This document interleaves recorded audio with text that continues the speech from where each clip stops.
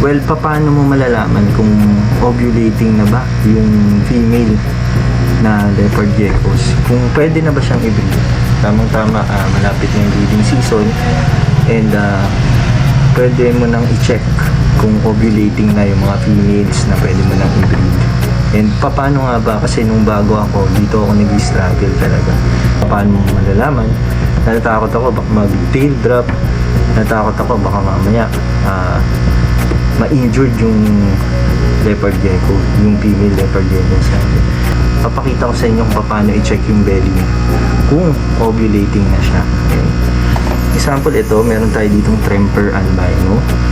And sabi ko nga, yung approach kung paano is dapat pailalim. Ayan.